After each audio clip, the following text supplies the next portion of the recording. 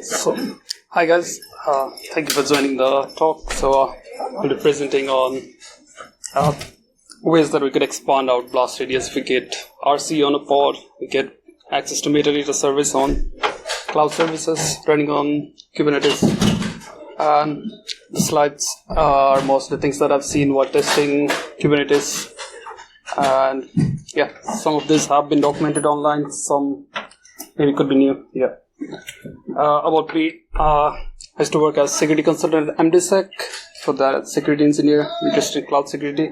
And yeah, so mostly here we're looking at, suppose we're on a pen test or any kind of testing and we found some kind of command execution on a Kubernetes pod. What are the things that we normally look for?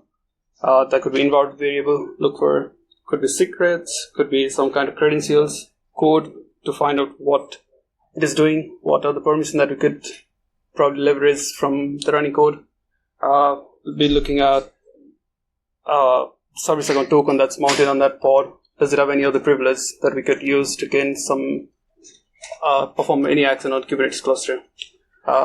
If there are any IAM roles attached to the pod, it could be through IAM pod identity or IAM role for service account and things. We'll also normally scan for networks, look things.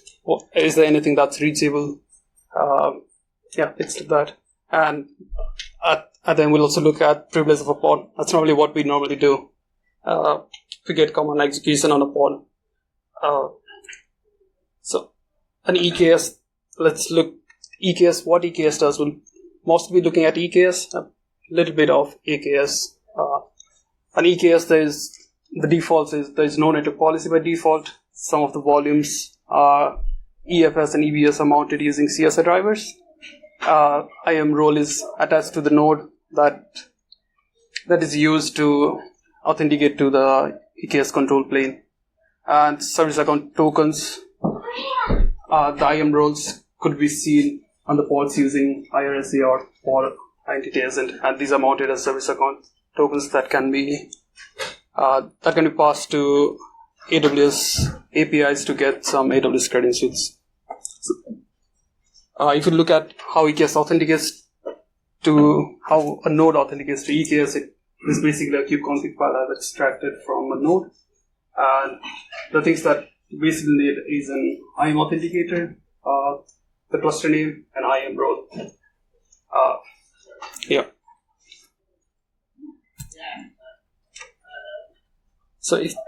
So here I'm just doing AWS CS get caller entity from a pod. If there is no native policy applied to the EKS cluster, the AWS CLI has some precedence that it uses to see what credential to use. So normally if there are no in a pod, if there is in an EKS cluster, if there is no network policy, to basically use the instance metadata to access the role. So that the pod can basically see it has access to the role of a node, and that's assuming a role. And the node has permission to describe a cluster. That's why we can create a config from a pod for the node. That's basic kubeconfig for the pod. And if you look at the kubeconfig file that's being generated, we could see that it's basically calling AWS CLI, and then it requires a cluster name, and it's requesting a token that it uses to authenticate to EKS APIs. So now we are able to create a kubeconfig in this case because we have access to describe cluster APIs. So that will provide us access to the cluster URL. In this case, if you just have access to IAM role of a pod, you could just find out the control plane address from the server. From the server entry there. And for the role, it's basically adding the EKS. I've used AWS Auth as authentication in this cluster that I've presented here. And it's basically adding the node to the bootstrappers group and nodes. So if you look at the kubeconfig, it's basically calling AWS API with cluster name and get token. If we do that ourselves, we could get the API. We could get the token. We can use this as authorization token and then send it to EKS control plane API, and that will provide us the resources if you have authorization to that. So basically, in case of an SSRF attack, you got an IAM role. You'll probably need to know how you define the cluster name. You can find cluster name directly from anywhere. It's not normally seen on metadata URL as well. So you can do that using user data. User data basically, a node user's data basically has some information to join the node to the cluster. So you'll probably find the cluster name in there. This could be different in different cases. I was using something, but you'll probably find it there. And so basically, in order to create a kubeconfig of a node, we'll need IAM role assigned to the node, cluster name, and then use that in this API. So we'll have access to a valid bearer token that can authenticate to the EKS cluster. So basically, gaining access to IAM role is IAM role of node that basically provides us access to the node credential and will provide us our permission that a node has. In case, we can see the node IPs. You can access from pod. You can basically access using private URL as well the Kubernetes API, and you can find that in the environment variable. So in summary, there's no network policy by default in EKS. If you have access to IAM role, or if you got some kind of SSRF on EKS node, upon running an EKS, you'll probably get access to the node credentials. So what can a node do then? A node can basically perform a lot of actions, but like accessing secrets, accessing service account tokens, but there's an administrator controller that's added by default by EKS called node restriction administrator controller. It basically allows you to access only the things that are assigned to itself. So could be service account token that are attached to the pods. So is this in a Kubernetes environment, or is it specific to Amazon? No, it's... Say that again. So what is the architecture that these pods exist within, for this example? Right now we're just talking about EKS, but a pod, because we need access to IAM role. So yeah. Or did I not get a question? No, sorry. Sorry.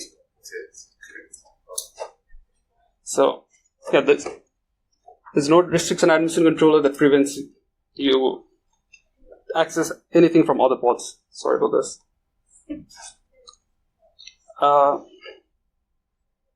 So what we are mostly looking here is we can delete the pod and we can create a service account token attached to the pod. This is something we'll be looking at in the next slide, so that's why I've highlighted that here. So basic architecture, you have pod that has secrets, service account tokens, and other things, config map and things. I've just added minimal stick view of this. There's metadata service. The node has access to EKS control plane that in which the two nodes are connected. So from a pod, once you generate a kubeconfig here, you can view the pods running in itself by basically kubectl get pods, and you could filter by the node you are in. The field selector expected node name can be found in the host name of EKS metadata. You get a view of the node of the pods that are running on that node. So basically a node has permission to create a service account token of pods attached to itself. So we have the information of the pods running on itself. We can also view the service, since we have access to all the pods information, we can know what service account token is attached to them. So we can use this API to basically gain access to the service account to create a new service account token. Here, all we need is namespace. Object kind is pod because its service account is attached to the pod. and we need pod name and pod UID, which all we can get because we have access to information about the pods that's running on that node. So I've done just outputted the things that we need for creating service account token that's attached to all the pods. We're just getting all the pods. We're filtering the pods by node name, and we're just outputting the namespace, name of the pod, the UID of the pod, and service account name. So when we use all of this, we can create a service account token for this service account. Now once you get access to this token, you can again send that to Kubernetes API, ask it what permission that the token has. So this is just an example of EBSC as a controller service account. So it has access to persistent volumes, nodes, pods. So you basically get more access than the one that you had initially.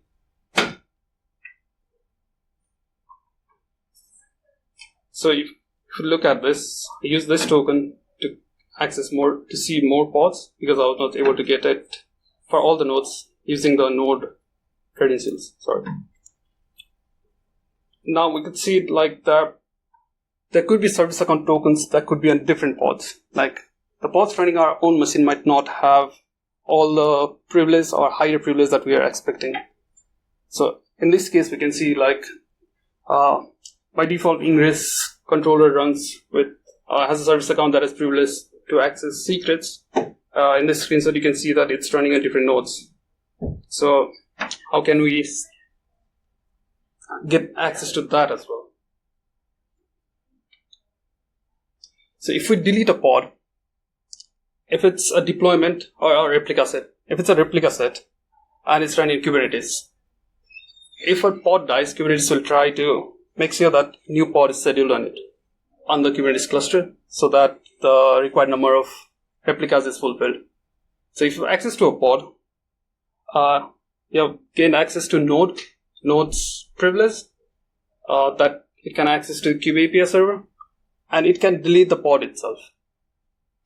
So if you're able to delete the pod itself, the scheduler will schedule a new pod, and if node affinity is not set on that deployment, that's basically going to schedule a pod in a different node. If you try it multiple times, you will get it on a different node.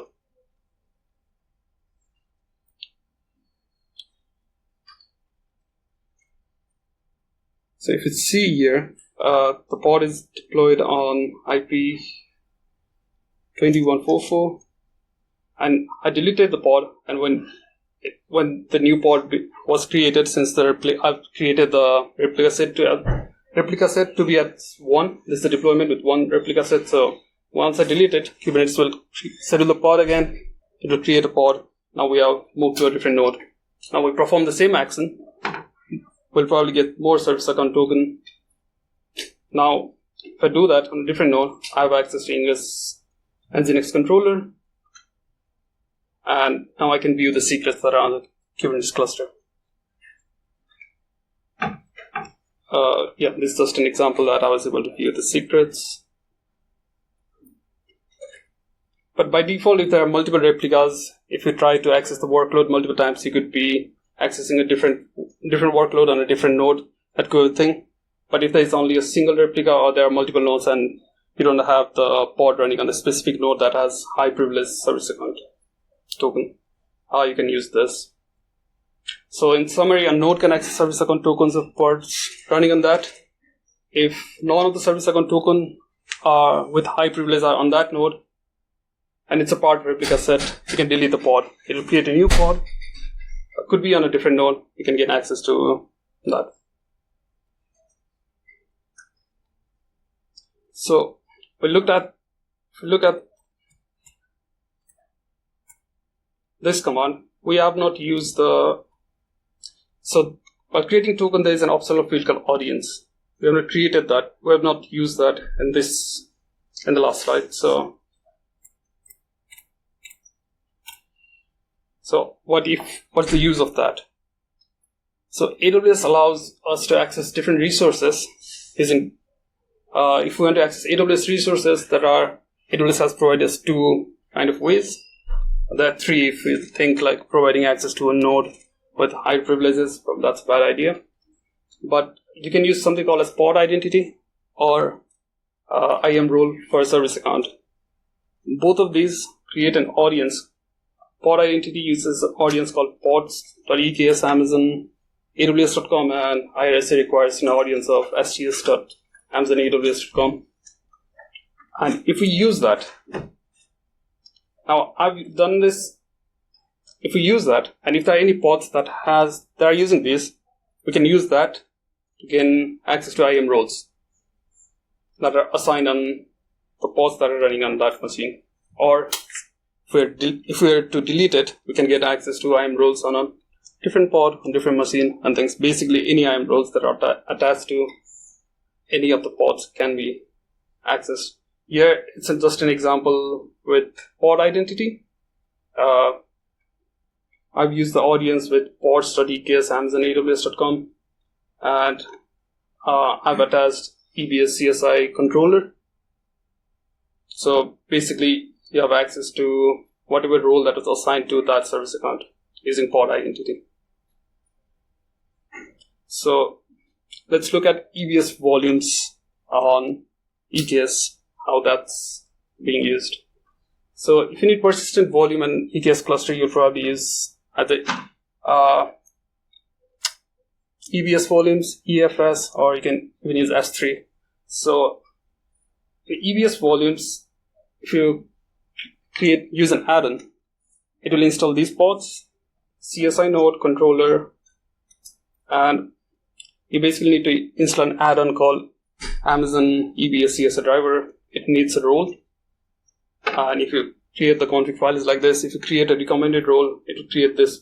It will use this policy, Amazon EBS CSI driver policy. So what does this driver allow us to do? It allows creating snapshots of any volumes. It allows attaching volume to nodes, allows modifying attributes of volumes.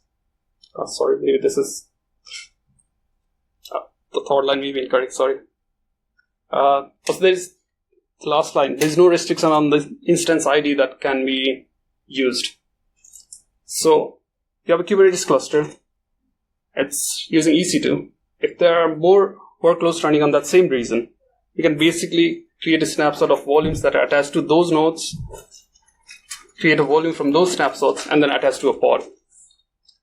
So an attack flow will be use IAM role from node metadata, gain access to EBS CSI driver role, use the EBS CSI driver role to list the volume, and attach them to pods. You don't need to do this because EKS will do that. If the volumes are available, you could basically create a pod that attaches this volume using AWS CSI driver, EBS CSI driver. But if that are being used by some EC2 instances, what you can do is create a snapshot using the EBS CSI driver role. And then from those snapshots, we could create a volume and then attach to a pod. What the thing that you need would be service account with permission to create pod will be needed, because you'll need EKS to attach that to a pod so that you can access it. So this is basically a pod definition file that can be used. If you look at the volume section of it, I'm using AWS Elastic Block Store, and all we need is volume ID and file system type.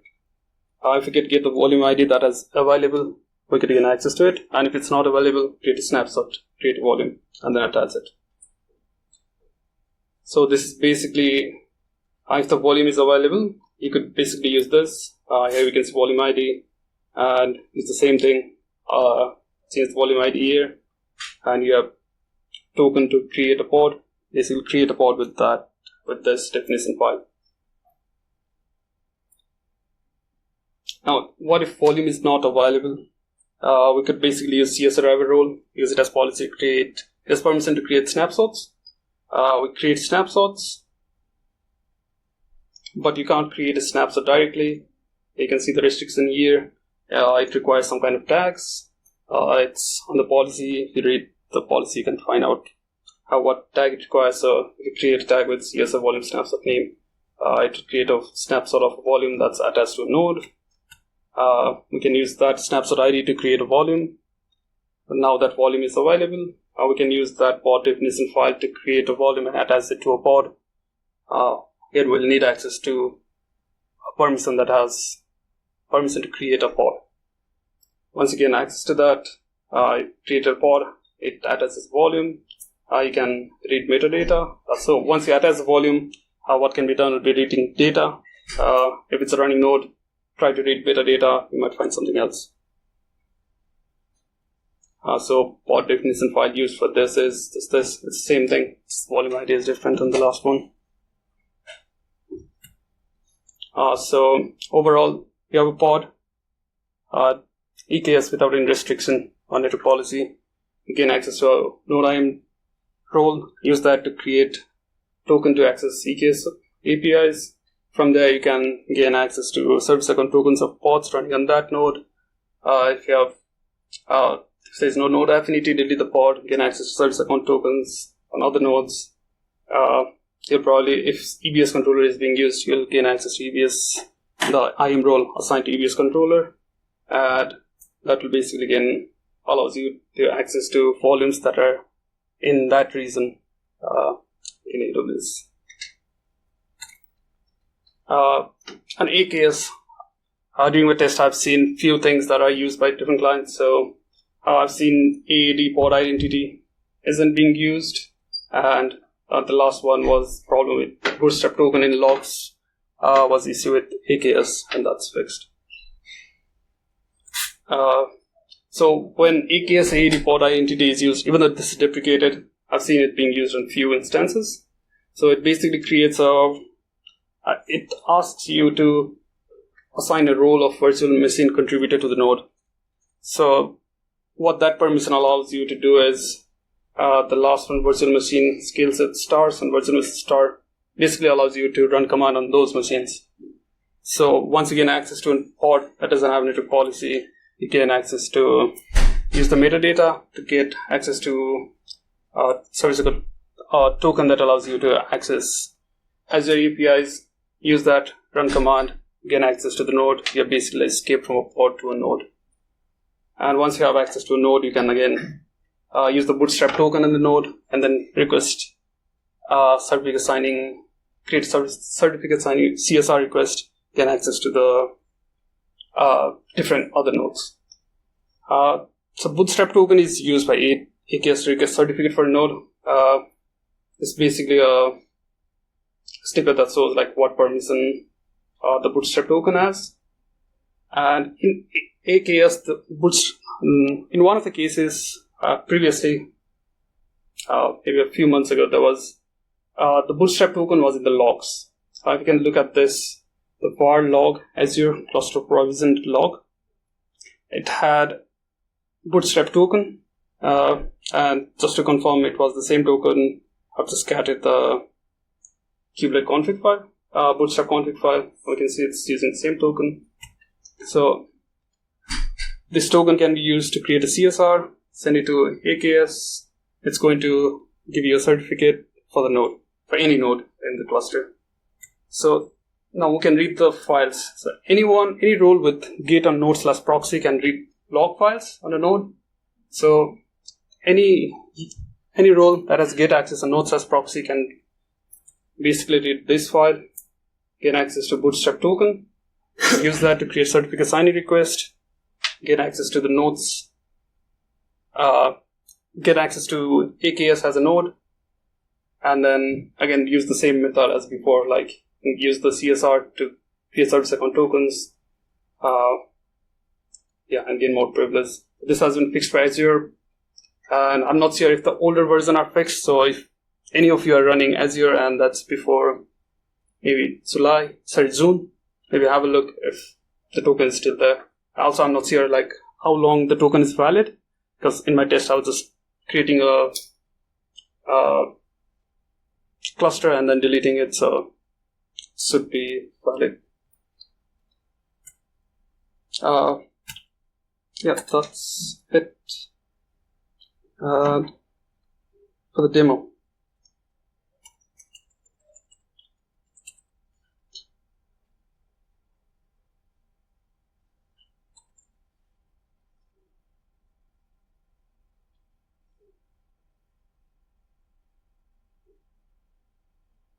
So I have an EKS cluster, and I have IAM role has access to EKS cluster. So I've created a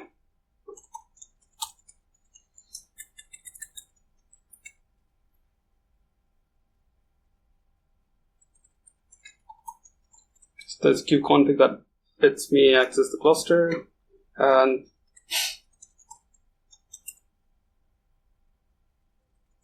so there's a Flask web application running, and there's an ingress controller that has access to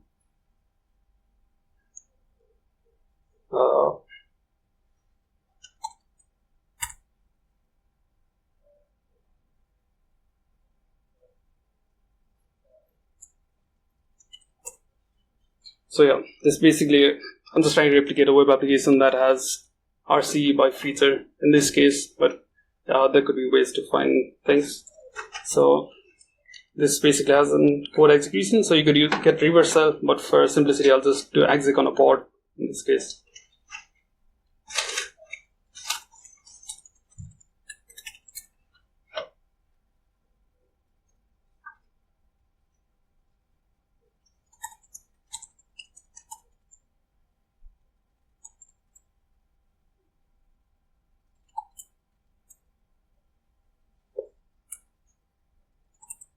Let me just install AWS CLI and things.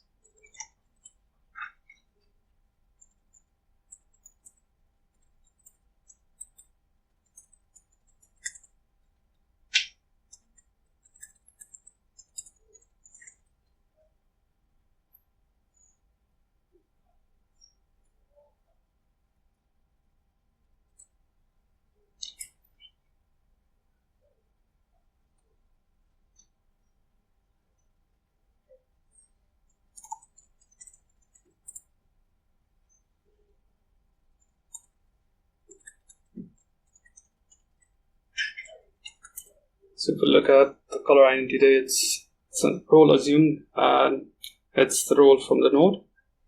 And if we do kubeconfig, we'll still need the cluster name, so that can be found on user data.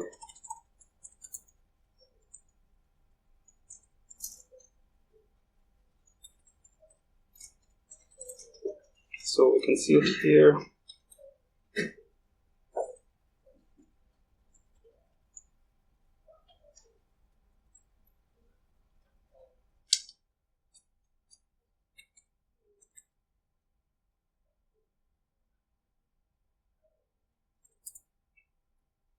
We'll create a kubeconfig. Yeah, now we can create a token as well. So we can just use kubectl to create a token and do the thing. So we can just install that as well.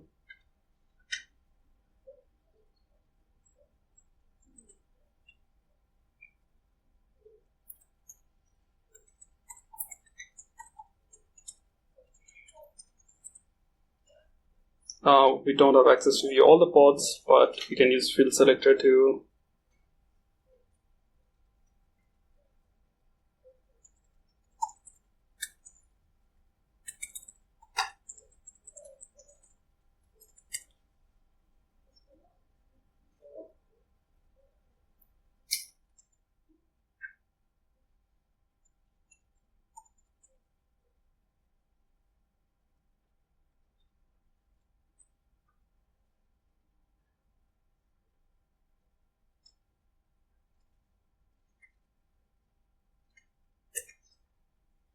it's showing all the pods that are running on this machine.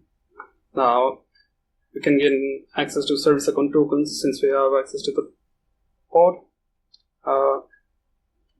I've just done a for loop that basically extracts all the necessary required things like UID, pod name, service account token, namespace, and then does kubectl auth can I.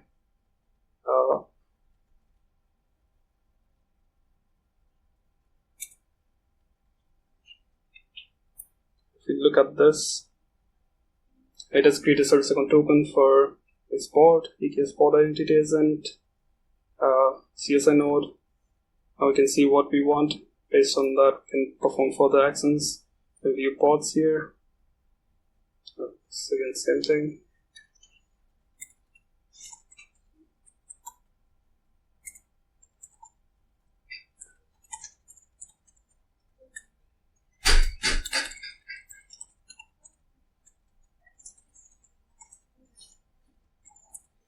We can view all the pods that are on the cluster. Now, since if we look at the last one, we don't.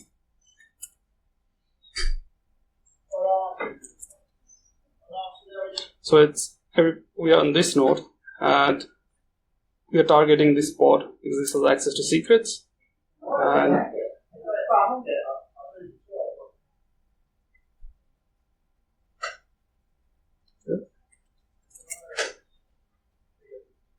look at this, it's on the node with IP 49 at the end. We can basically delete the current pod just from here.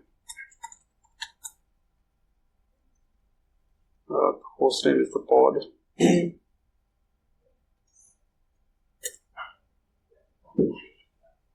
Now, if you look at this URL, it's probably not deleted yet.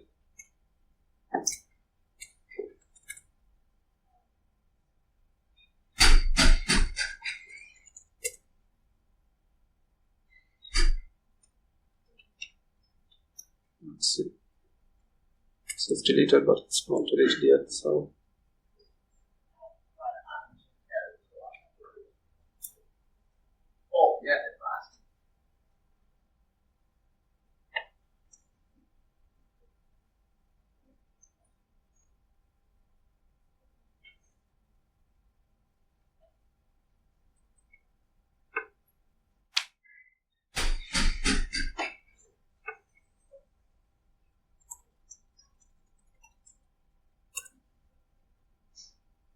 if we look at the pod that we deleted, the host name and the new pod, it's different. So we can see, can again try to execute, but we have code execution from here. It's different.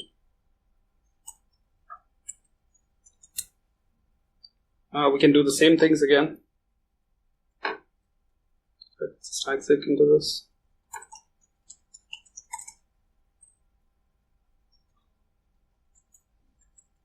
Even though I'm exiting here, you can use the reversal from this thing. You can access to it.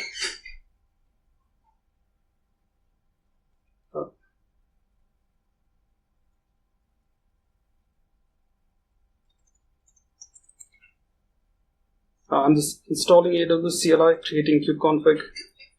That's all that it's doing. And now let's look at let's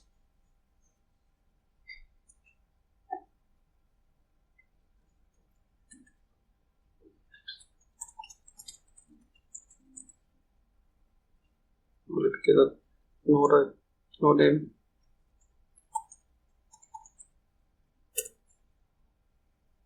And use that here.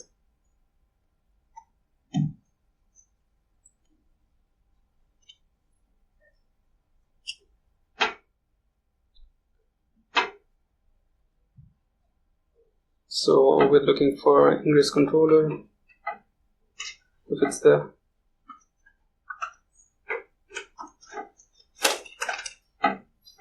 So it's probably not scheduled on the same node as well right now.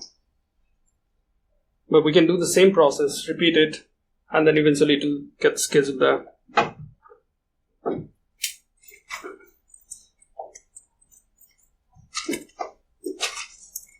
Yeah, it's not there, but we can delete this again, do the process again. We'll probably get access to that. The EVS volumes.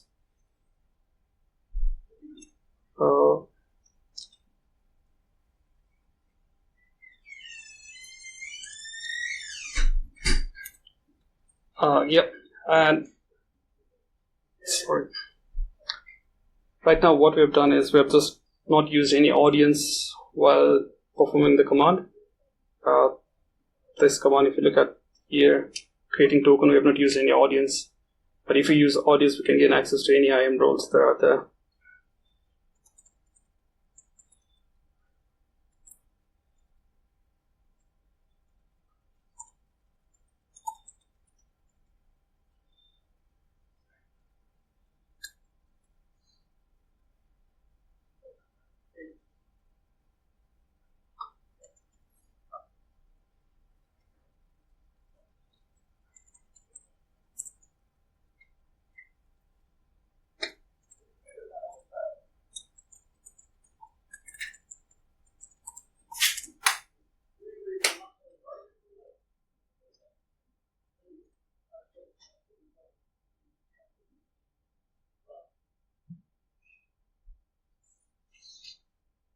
Yeah, this is a good example. There's no pod that has that audience in it, so you can just delete the pod again.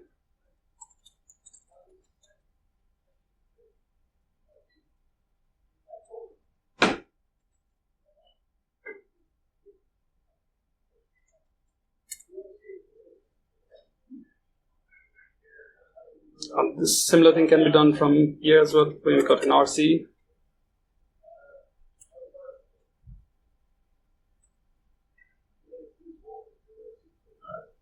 Yeah.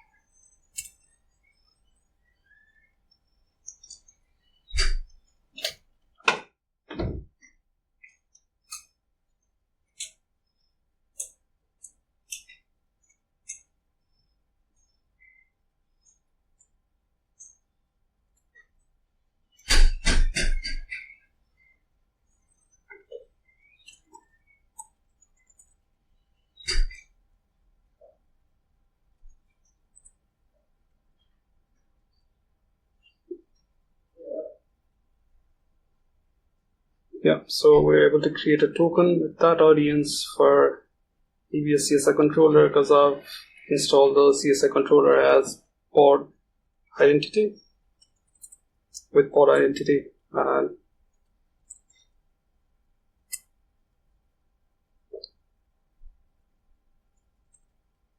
if we do this,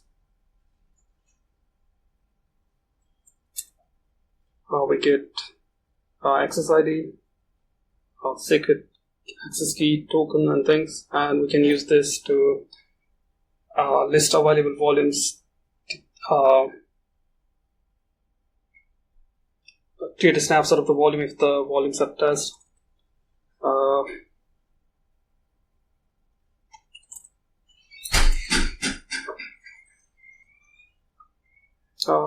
I guess we can do that, so probably there's no point in demoing it again. So yeah, thank you. Any questions?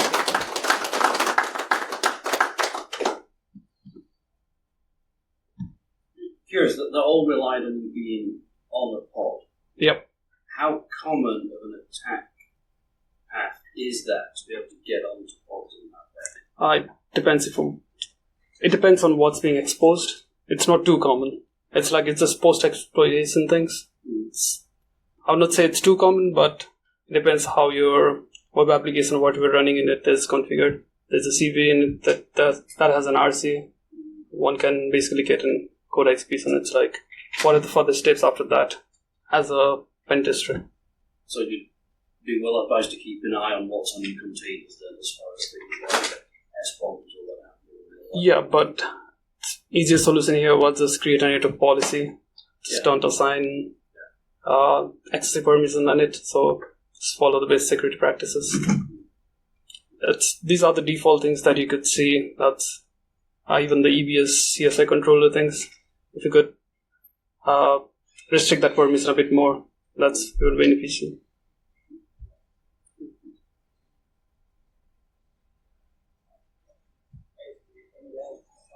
Yes, sir. What's up? Oh, sorry. In terms of permissions on the public nodes, do you have any recommendations in that when provisioning the Kubernetes? So you show differences between the Azure, right? The AZ and or Amazon as well. So there are some maybe baseline that when provisioning Kubernetes clusters, these should be at very least. I'd say network policy, the most stat that it fixes like most of the issues. Other than that, I think just follow the CIS recommendations. With the EBS CSI attaching ability, does that mean that a Kubernetes node or a pod that's able to mount an EBS volume is basically able to gain access to the file system of any other EC2 in the same account? Yeah, but there's a restriction, I'd say. You can only do it for your own reason. Even though you can create a snapshot in volumes, you can't attach it to a pod because you can't create a pod on a different reason and attach a volume from a different reason. Sure. Yes. Yeah, So like, but you can create a snapshot for a running EC2 that was nothing to do with a cluster node. Yeah. Just a bastion hosted in the same machine or something along those lines. Yeah. Yeah. Use that, get instance data, something else. Yeah.